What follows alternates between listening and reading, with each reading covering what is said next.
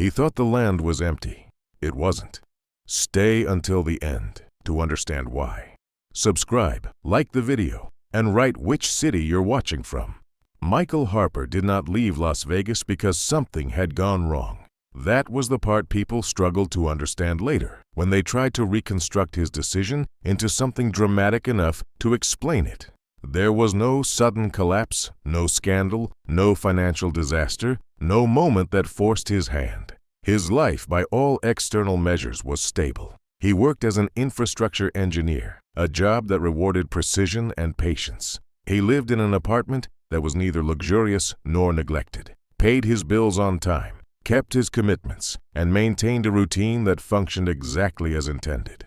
The problem was not that his life was broken, it was that it had become weightless. Days passed marked by schedules, screens, and conversations that repeated themselves with slight variations. Meetings followed meetings. Problems were solved and replaced by new ones that looked almost identical.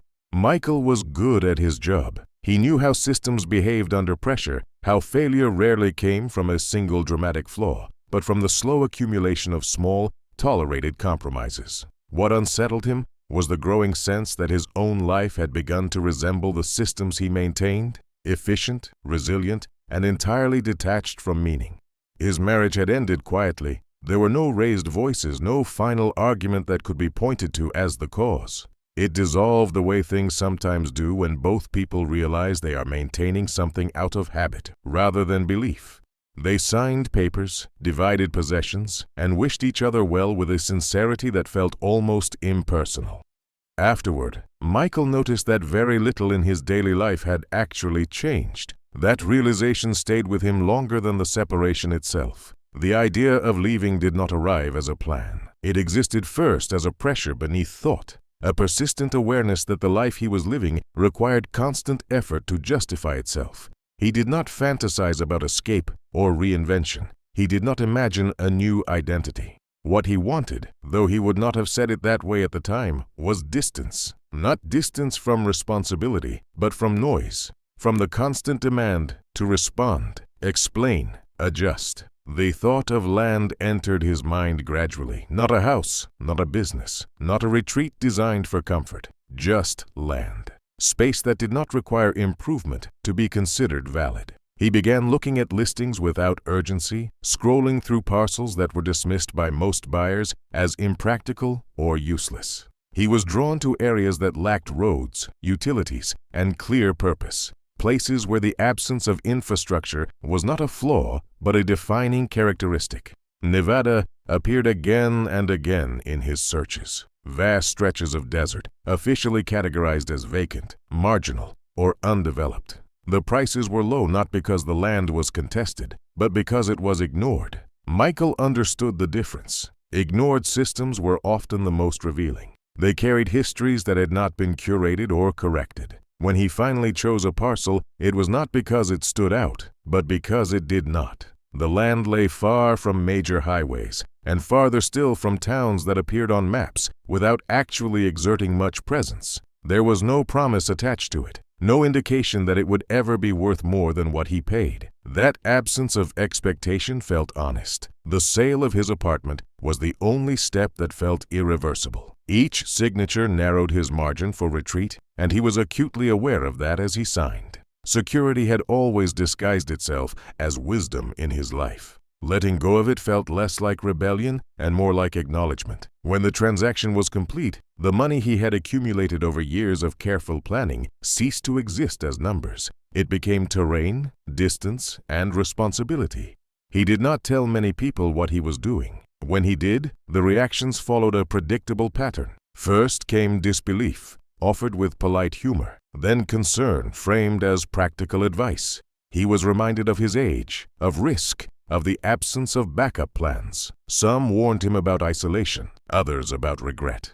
Michael listened without arguing. There was no explanation he could offer that would outweigh their need for the decision to make sense within the logic of their own lives. He arrived on the land with a used trailer, basic supplies, and no fixed timeline. The desert did not announce itself. It did not feel hostile or welcoming. It simply existed, expansive and indifferent. From a distance, the terrain appeared uniform, almost empty. Up close, it revealed subtle variations, shallow depressions where water had once moved, patches of compacted ground that resisted footprints, scattered stones that suggested older structures without confirming them. Michael did not begin by marking boundaries or planning construction. He walked. He spent his first days moving slowly across the property, learning how the land changed under different light, how heat pooled and dissipated, how silence behaved when nothing interrupted it. He slept lightly, waking often, not out of fear, but out of unfamiliarity. The absence of ambient noise was not immediately calming. It required adjustment. He installed a small solar panel, set up the trailer in a spot that offered minimal wind exposure, and kept his routines deliberately simple. There was no urgency to improve the land. He wanted to understand it before defining it. That approach felt instinctive, though he could not have explained why. At night, the desert stretched beyond his vision, uninterrupted by artificial light. The sky felt closer than it ever had in the city, not because it was more beautiful, but because there was nothing competing with it. Michael found that his thoughts did not race the way he had expected. They slowed, settling into patterns that were less about problem-solving and more about observation. The land at first seemed to confirm his expectations. It appeared empty, uncomplicated, and honest in its barrenness.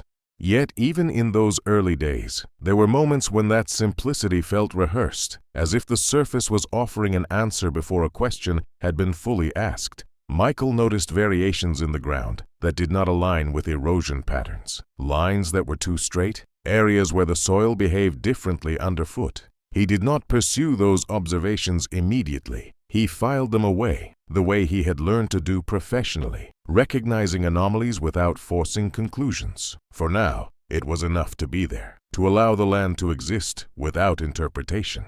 Standing near the trailer one evening, watching the light fade from the horizon, Michael felt something he had not experienced in years. Not relief and not excitement, but a quiet sense of alignment. The decision he had made no longer felt theoretical. It had weight. The desert remained still, offering no affirmation and no resistance. What he did not yet know was that the land's silence was not emptiness, it was restraint. And beneath the surface he walked each day, there were structures shaped by intention, waiting not to be found, but to be noticed. Life on the land settled into a rhythm that was slower than Michael had anticipated, but not empty. Mornings began early, shaped by light rather than alarms. He learned quickly that the desert did not reward haste. Tasks expanded to fill the space around them, and he allowed that to happen. Walking the property became part of his routine, not as exploration in the adventurous sense, but as familiarity. He paid attention to how the ground responded to pressure, how certain areas retained coolness longer than others, how wind altered its path depending on subtle rises in the terrain. The land resisted easy interpretation. From one angle it appeared flat and exposed, but movement revealed shallow gradients and old channels that suggested water had once shaped the area more actively. Michael noted these details without attaching meaning to them. He had come here to observe, not to impose narratives. Still, as days passed, patterns began to emerge. Some sections of ground felt unusually compact, as if compressed long ago and never fully released. Others shifted underfoot in ways that did not match the surrounding soil. He told himself these differences were natural. Deserts preserve traces longer than most environments. What looked deliberate was often the result of slow, unremarkable processes acting over long periods of time. That explanation satisfied him until it didn't. The first interruption came from a tool he had brought almost as an afterthought. A handheld metal detector, left over from an earlier hobby, something he used years ago more out of curiosity than purpose. One afternoon, while walking a low ridge near the western edge of the property, he turned it on simply to pass the time. The device remained silent as he moved, responding only to small expected signals from scattered debris carried by wind and time. Then it reacted sharply. The sound was sudden and insistent, distinct from the background noise of false positives. Michael stopped and moved the detector back over the same spot. The signal repeated, consistent and strong. He adjusted the sensitivity, expecting it to disappear. It didn't. His first assumption was mundane. Old scrap metal, perhaps, discarded long before records were kept. He marked the location mentally and continued walking. A few minutes later, the detector responded again, then again. Each signal aligned along a rough line that cut across the terrain at a shallow angle. That alignment gave him pause. Michael spent the rest of the afternoon tracing the signals, moving slowly, deliberately. The pattern held. Whatever lay beneath the surface was not scattered. It was placed, evenly spaced, consistent in depth, and extending farther than he could easily follow before daylight began to fade. He did not dig that day. Instead, he returned to the trailer with the unease of someone who had encountered a problem without yet understanding its parameters. Sleep came easily enough, but it was lighter than usual. His mind returned repeatedly to the geometry of the signals, to the way they ignored the natural contours of the land. The next morning he brought a shovel. He chose a spot near the center of the line, where the detector's response had been strongest. Digging in the desert was slow work. The top layer gave way easily, but beneath it the soil grew dense, compacted in a way that resisted the blade. After several minutes, the shovel struck something solid. The sound was dull, unmistakable. Michael cleared the sand carefully, working outward. What emerged was not metal, as he had expected, but concrete. A flat surface, smooth in places, rough in others, its edges sharp and intact. He uncovered more of it, revealing a rectangular slab set flush with the surrounding ground. The concrete was old, but not degraded. Time had stained it, but it had not cracked. Its presence felt wrong in a way that was difficult to articulate. Not threatening, but deliberate.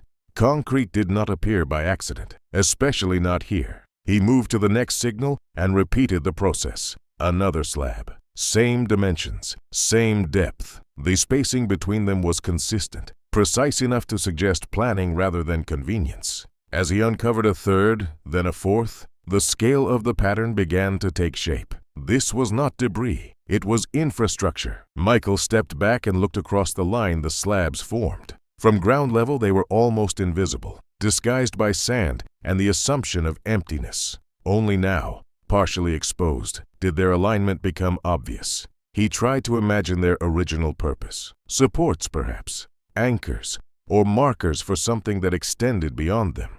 He checked his maps that evening. The parcel record showed nothing unusual. No easements, no historical notes, no mention of development or restriction.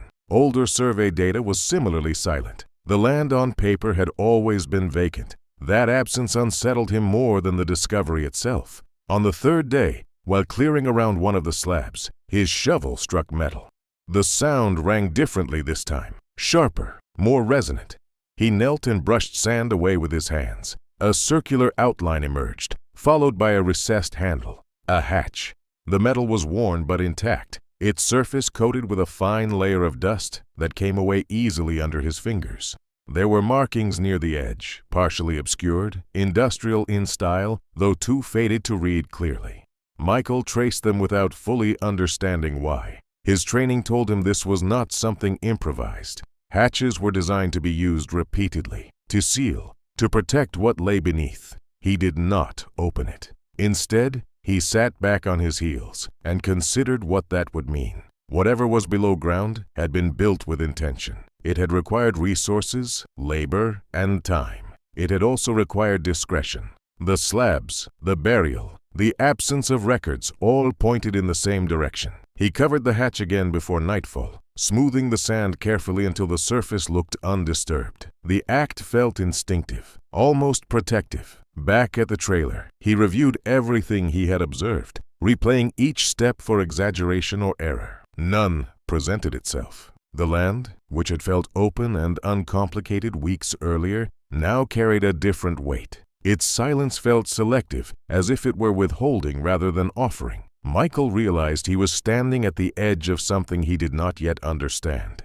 Something that did not announce itself loudly, but insisted on being acknowledged. He lay awake longer than usual that night, listening to the desert settle. The wind moved across the ground with the same indifference it always had, erasing shallow marks, reshaping the surface. From above, nothing would appear changed. The slabs, the hatch, the structure beneath them remained hidden, preserved by the very emptiness that had drawn him here. By morning, Michael knew he would not be able to leave the discovery untouched, not because of curiosity alone, but because ignoring it would require more effort than understanding it. He did not yet know what waited below the surface, only that the land was no longer as empty as it pretended to be.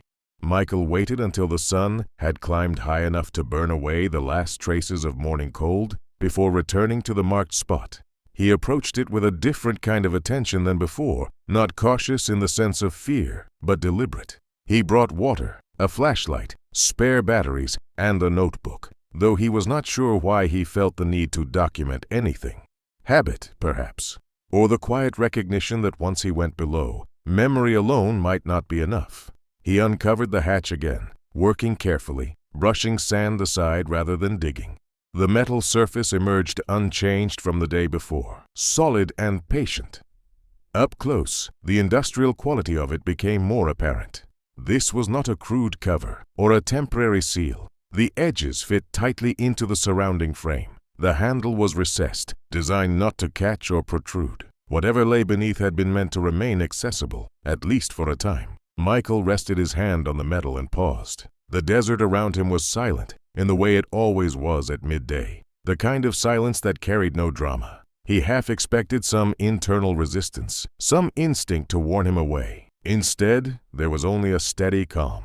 He lifted the hatch. A narrow shaft opened beneath it, descending straight down. A ladder was fixed to one side, its rungs evenly spaced and bolted into the wall. The air rising from below was cool and dry, carrying no hint of decay or moisture. Michael angled his flashlight downward and saw that the shaft extended farther than he could easily judge, disappearing into darkness that absorbed the beam rather than reflecting it. He closed the hatch briefly, not out of doubt, but to secure it open, then began his descent. The temperature changed within the first few feet. The heat of the desert fell away quickly, replaced by an even, controlled coolness. The walls of the shaft were reinforced, smooth to the touch, coated with a material designed to resist erosion. This was not an improvised hole in the ground. It was engineered. At the bottom, the shaft opened into a corridor. Michael stepped off the ladder and stood still, allowing his eyes to adjust. The flashlight revealed straight walls, a flat ceiling supported by beams, and a floor free of debris. The space was larger than he had expected, not cavernous, but substantial. He moved forward slowly, the sound of his footsteps muted, absorbed rather than echoed. The corridor led into a wider chamber. What he found there shifted his understanding instantly. This was not storage, it was not shelter, it was a workspace.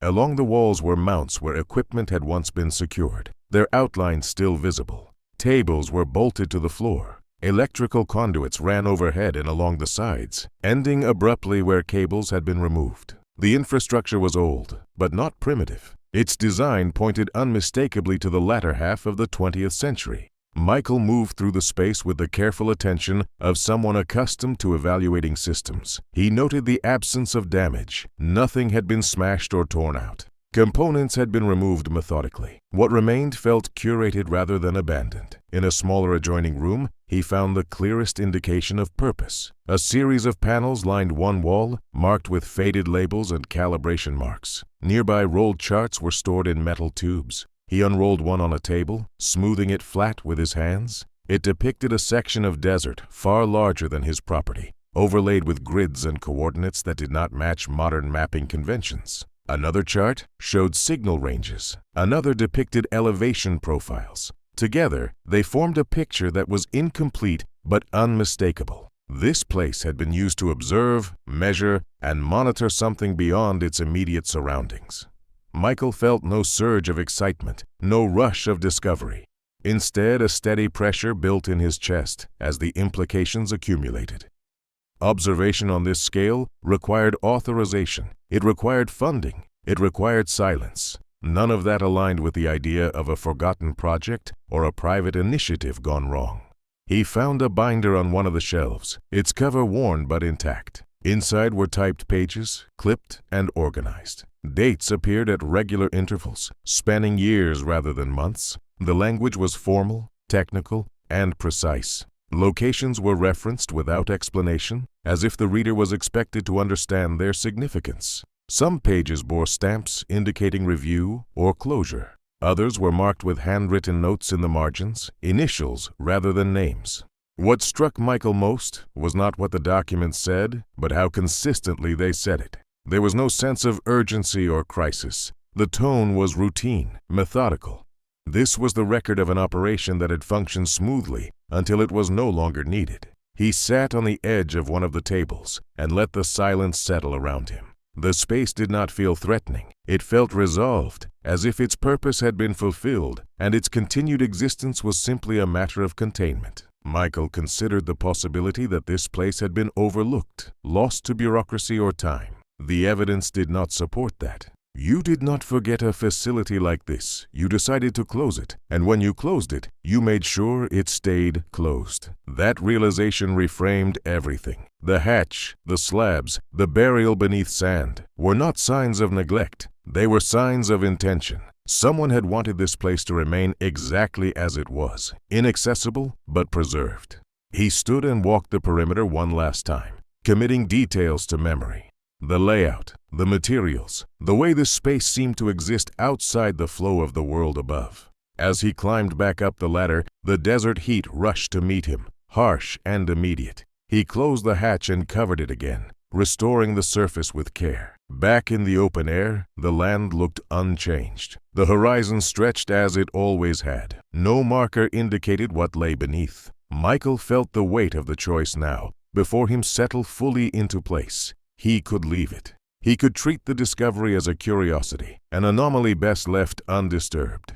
The land would not protest. No one would know. Or he could acknowledge that ownership did not erase history, that by claiming the surface, he had inherited what lay below. The decision did not come with drama or urgency. It arrived with the same quiet clarity that had guided him here in the first place. Whatever this place was, it exceeded his right to silence. And ignoring it would not return the land to what he had believed it to be. As the sun lowered and shadows stretched across the desert, Michael returned to the trailer with a steady resolve. The next step would alter the nature of his involvement permanently. He understood that now. The land had offered its truth without spectacle. What he chose to do with it would define what came next. Michael did not make the call immediately. He waited until the light had softened and the heat retreated enough to make thought feel unforced. Sitting inside the trailer, he wrote down what he had seen, reducing the experience to facts stripped of interpretation,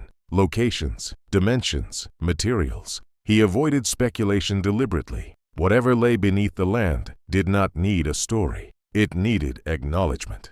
When he finally picked up the phone, his voice was steady. He identified himself, described the property, and explained what he had found. There was a brief pause on the line, longer than a simple transfer but shorter than disbelief. The questions that followed were precise. Coordinates, depth, access points. Michael answered carefully, staying within what he knew. He was told someone would follow up. The call ended without reassurance or alarm. The response came sooner than he expected. By the following afternoon, vehicles appeared at the edge of the dirt track leading to his land. They did not arrive with lights or urgency. They moved with the confidence of people who were not searching. Michael was asked to remain near the trailer. The request was polite, framed as a precaution rather than a directive, but its meaning was clear. The people who stepped onto the land wore no visible insignia. Their equipment was functional, unremarkable.